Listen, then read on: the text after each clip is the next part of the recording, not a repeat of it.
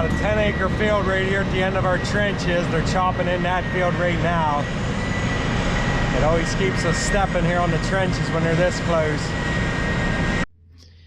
Yeah, well, we got the trench all full, and it didn't quite all go in this trench. We had a little bit to stick over in the other, and I think it was about 8 loads.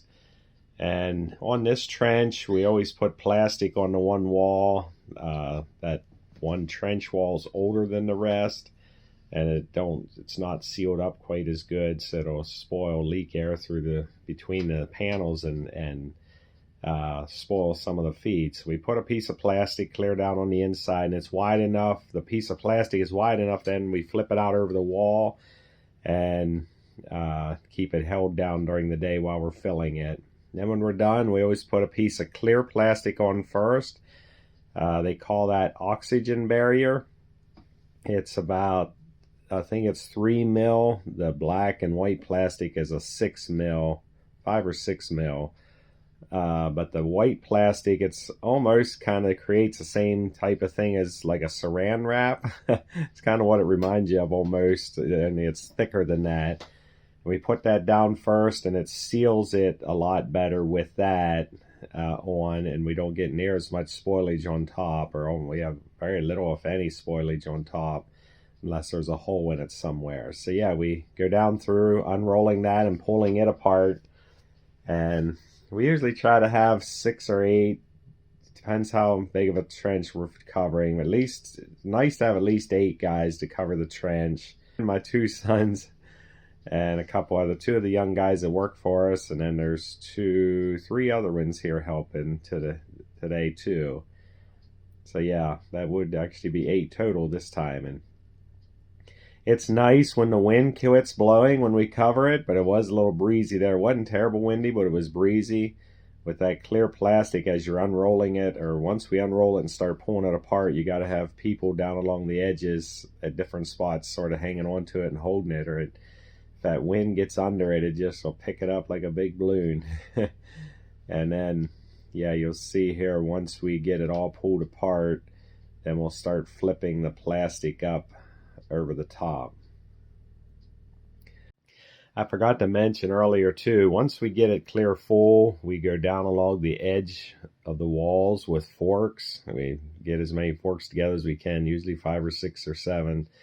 And everybody goes down along, just cleaning up right along the top of the wall. It's about half a pain in the neck, but if you don't get that sealed good right at the top of the wall there at the corner, you'll have a lot more spoilage. So we try to make sure we got a nice taper where we can lay a tire flat where it's smooth, and then even across the top, if there's anywhere where it's a little uneven, we level it off. But yeah, and then we start pulling that plastic up that I said about was out over the wall.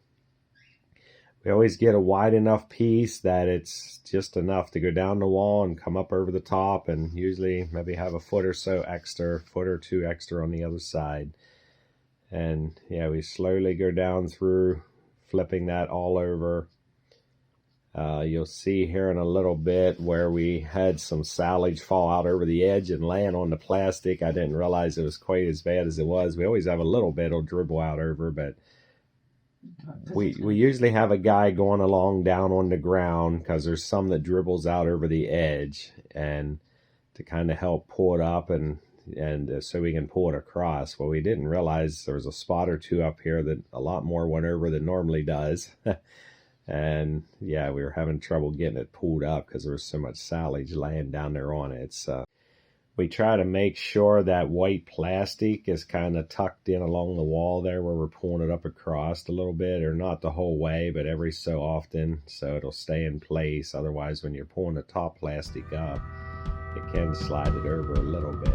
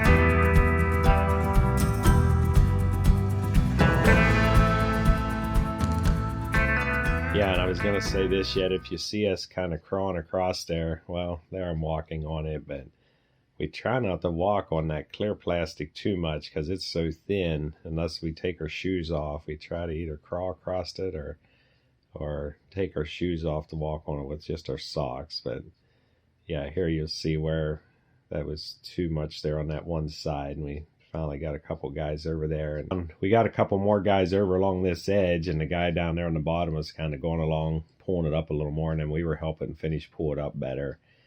And yeah, we was able to get that flipped off, and we got it all pulled up.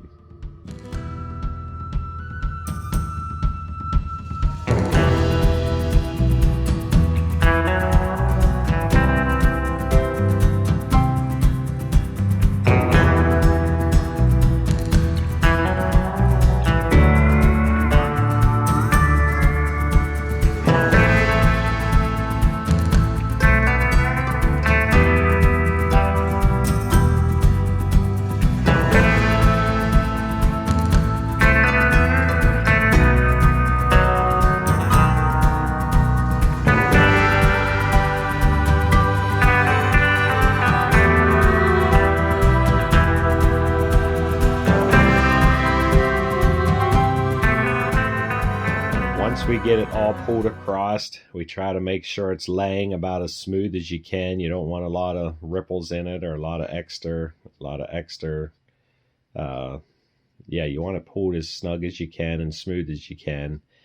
And then we have our tires kind of we put them in rows, or the sidewalls that we use to cover it. We use sidewalls of truck tires to cover our plastic, and we use a skid loader, take the one pallet fork off, so we just have one pallet fork sticking out.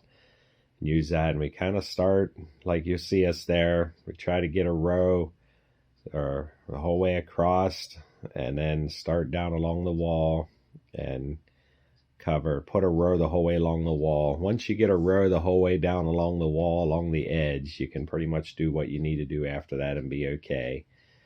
And yeah, the guys that help us cover the trenches, they've done it so many times over the years that pretty much everybody knows what they need to do, and it makes it really smooth. I mean, it's not like we have to be there showing anybody what to do. It just all happens, and it's really nice.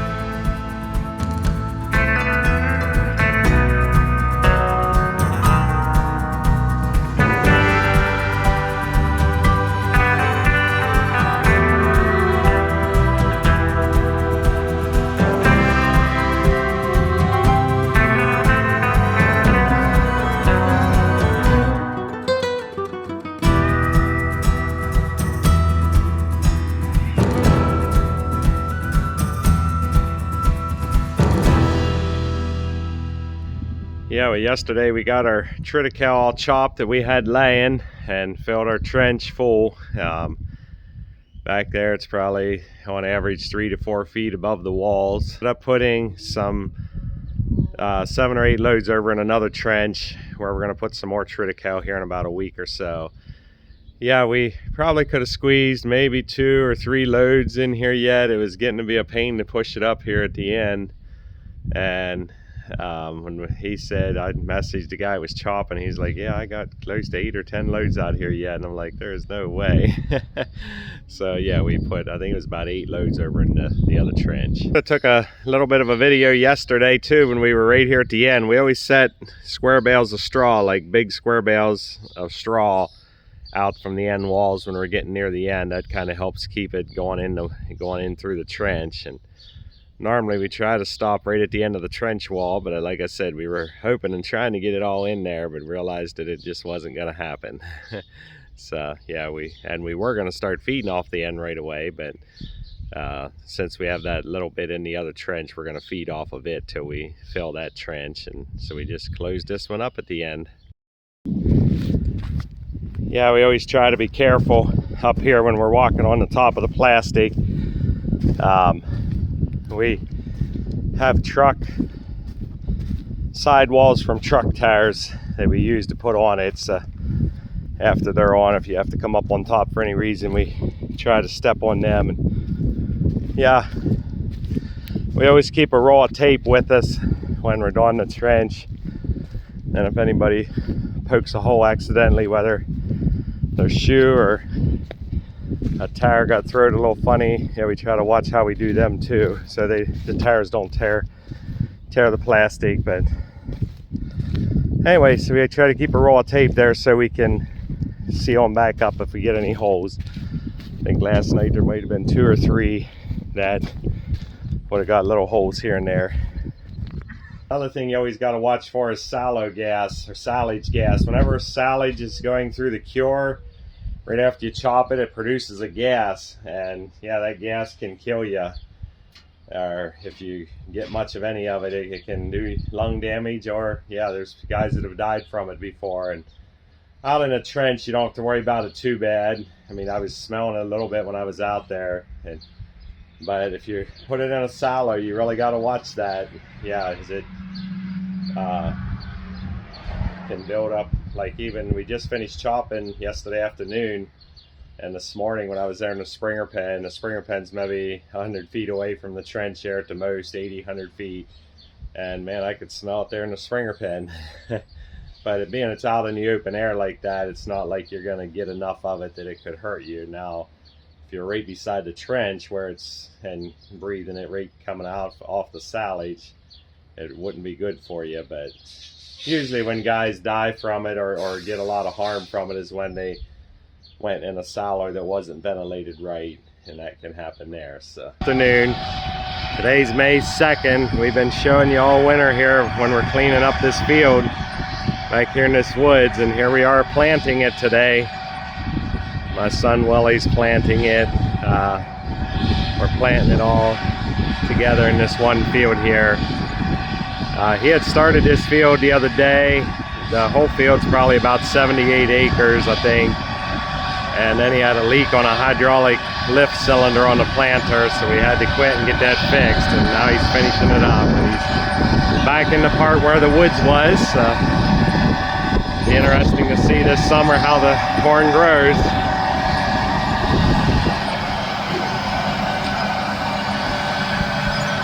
Yeah, back here where it's at, we won't be able to get back into it very good unless we walk over the summer. Walk way back through the field. It's not out along the road or anywhere, but yeah, we'll try to keep updated here over the summer and maybe this fall as we see how the corn does back here.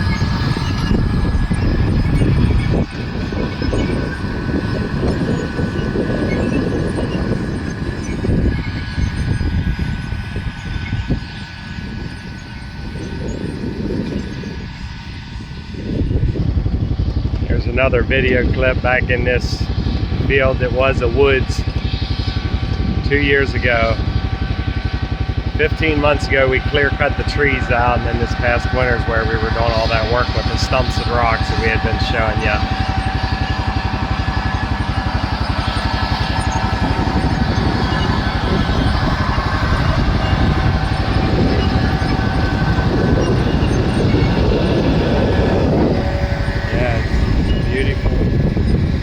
It's a little rolling, but that's kind of the way the land is around our area a lot of places.